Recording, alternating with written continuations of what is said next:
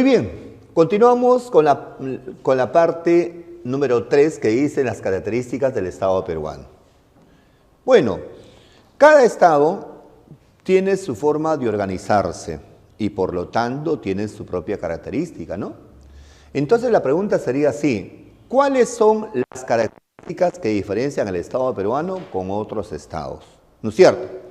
¿Y esto dónde está? En nuestra Constitución. Entonces lo puede ver usted tranquilamente en la Constitución. Dice que el Estado peruano tiene 5 características que son importantes. ¿Cuáles son? 1. El Perú es republicano. La segunda es democrático. La tercera es social. La cuarta es soberana y la quinta es indivisible. ¿Correcto? Esas son las características del Estado peruano. A ver, ¿cuándo se dice que un Estado es república? Por ejemplo, decimos así, ve, la República Peruana, ¿cataste? La República Argentina, ¿por qué dicen que son república? O sea, ¿qué cosa debe pasar para ser república? Entonces, para que un Estado sea república, deben pasar 3 cosas fundamentales. Y hay que acordarse, ¿eh? ¿Cuáles son? 1. Que en esa nación, en ese territorio existan los 3 poderes del Estado, ¿correcto? Los 3 poderes del Estado, en forma independientes y autónomas.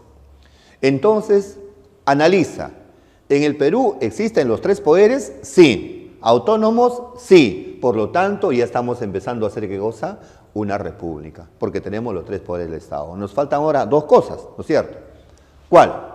1, que las altas autoridades que conducen los destinos de una nación hayan sido elegidos por voto. Ahí está.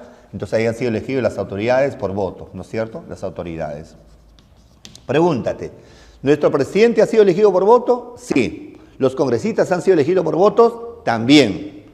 ¿Los alcaldes son elegidos por votos? Sí. ¿Los gobernadores regionales son elegidos por votos? Sí. ¿Qué te has dado cuenta? Que estamos llegando a ser, ¿qué cosa? Un Estado republicano, porque las autoridades son elegidos, ¿qué cosa? Por votos en nuestro país.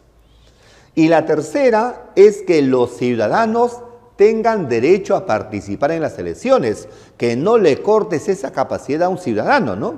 Entonces los ciudadanos tengan derecho, ¿qué cosa? A participar en las elecciones. Listo. Cuando pasan esas 3 características, se dice que el Estado peruano es republicano. Un Estado es republicano y esas 3 características pasan en nuestro país. Hay los 3 poderes autónomamente, ¿no es cierto? Las autoridades que nos conducen han sido elegidos por voto, ¿no es cierto? Por eso muchas veces puede haber revocatoria y también puede haber remoción si es una autoridad que no ha llegado por voto y que los ciudadanos tengan derecho a participar ¿en qué? En las elecciones. Cuando pasa eso, se dice que es republicano. Entonces el gobierno peruano es una república, ¿no es cierto? Muy bien. 2. La segunda característica es que el Estado peruano es democrático, ¿no es cierto? Claro. ¿Qué significa que un país sea democrático? Bueno, nosotros podemos acá dividir esta palabra en 2 partes, ¿no? Así es, vean. Demo es pueblo y kratos es gobierno. Por ejemplo, si me dicen burocracia, burocratos, entonces, ¿qué significa buró? Buró es mesa, es escritorio, y kratos es gobierno. Burocracia significa gente que manda sentado de su mesa, ¿no? Y básicamente hacen referencia a ¿quiénes? A los famosos congresistas, ¿sí o no? ¿No es cierto? Plutocracia, Pluto es rico, pues no, Pluto no vaya a pensar que es un perrito, algo, ¿no? Es rico, ¿no? Y plutocracia, gobierno de los ricos, de los que tienen que gozar poder económico, ¿no es cierto? Entonces, demo es pueblo y kratos es gobierno. La respuesta es simple, ¿no? Somos democráticos porque el poder nace del pueblo. El poder viene del pueblo y encima va hacia ella. Por lo tanto, si el pueblo pone a un gobernante, el pueblo también es capaz de sacarle a ese gobernante. Esa es la famosa, ¿qué cosa? Democracia. Demo, gobierno que goza, elegido por la población. ¿Ya está? También dice que la característica del Estado peruano es que es social. ¿Qué significa que el Estado peruano sea social? ¿Qué significa esto? Si usted mira la Constitución, En el artículo 1 dice así, la persona humana es el fin supremo del Estado. Escuchen bien, la persona humana es el fin supremo del Estado y personifica a la nación. ¿Cómo es esto, amiguitos lindos? A ver, me está mirando, Existen dos clases de personas bien establecidas, muy bien diferenciadas. ¿Cuáles son? Uno, yo me dibujo acá. ¿Qué soy yo? Una persona humana. Ya estamos de acuerdo.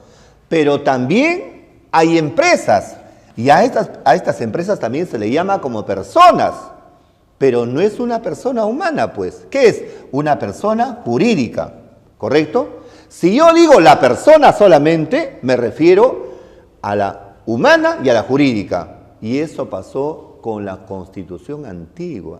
¿Sabe qué habían puesto? Esto. La persona es el fin supremo de la sociedad y el Estado. O sea, para el Estado estaba primero la persona y la empresa. Y eso está mal. Con la nueva Constitución han puesto así. La persona humana. ¿Qué significa? Que nosotros somos el fin supremo de la sociedad y el Estado.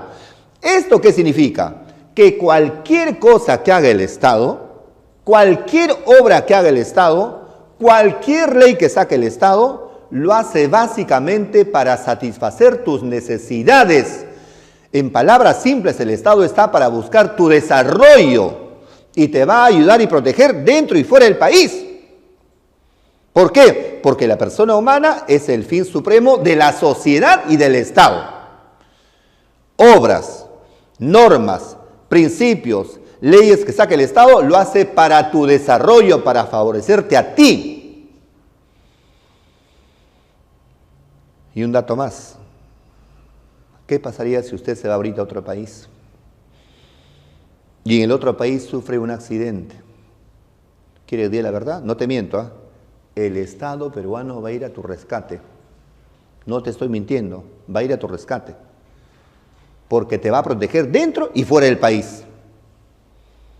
¿Entendió usted? Si ahorita, por ejemplo, existe un terremoto y usted sufre las consecuencias, el Estado peruano, a través del presidente de la República, con su sistema de defensa civil, van a tu rescate. O sea, nunca te van a abandonar. Eso significa que el Estado, ¿qué cosa es? Social. Porque la persona humana es el fin supremo del Estado. ¿No es cierto? En base a la persona humana se hacen todas las actividades en el Estado. Me parece una norma muy bonita, social, por si acaso. La otra es que es soberana. ¿Qué significa la soberanía? Bueno, ya lo dijimos ya. La soberanía significa la capacidad que tiene cada Estado de regir su propio, ¿qué cosa? Destino. Es decir, el Estado peruano toma sus propias decisiones, ¿no? No está influido por ningún otro Estado. Seguramente será en teoría, en la práctica parece que no, pero toma sus propias decisiones, ¿no? Yo sé lo que voy a hacer en mi país y yo sé cómo voy a conducir en mi país. Nadie me tiene que decir cómo yo voy a actuar en el Perú, ¿no es cierto? Tomo mis propias decisiones, ¿no? Y la otra es indivisible, correcto.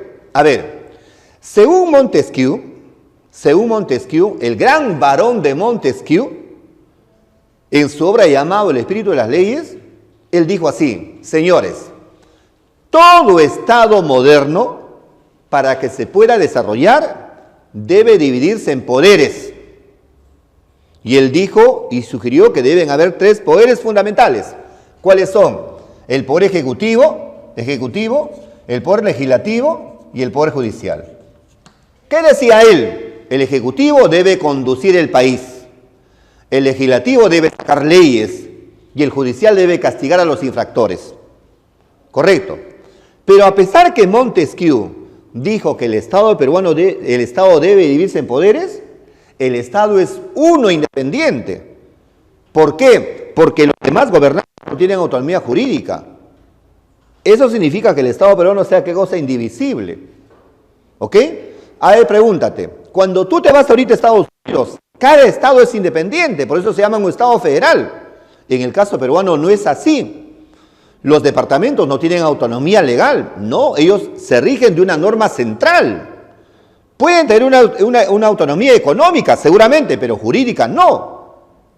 ¿Correcto? Por eso se dice que es indivisible, ¿no es cierto? Porque los poderes del Estado se dividen, pero no para separarse, sino para cumplir con cierta función. Eso es indivisible.